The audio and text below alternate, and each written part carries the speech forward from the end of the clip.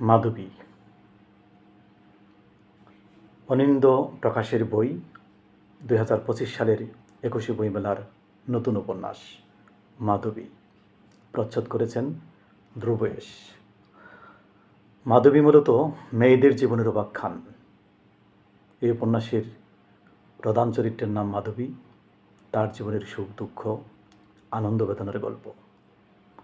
মূলত এটি মেয়েদের জীবনের গল্প মাধবী, এবং তার সঙ্গে জড়িয়ে যায় আরও কয়েকজন মেয়ে। কোন এক ফাল্গুনে, কোন এক বসন্তে, কোন এক জ্যোৎস্না ভরা রাতে মাধবী ভালোবেসেছিল একজনকে।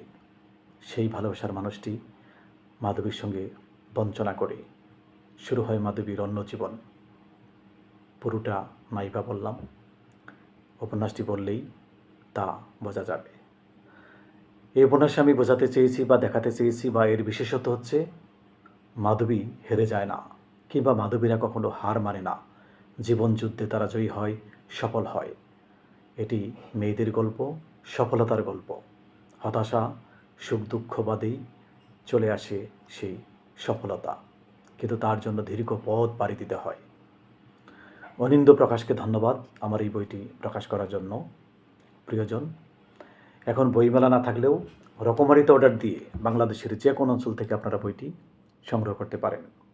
মাধবী অনিন্দ প্রকাশের বই। সবাইকে ধন্যবাদ।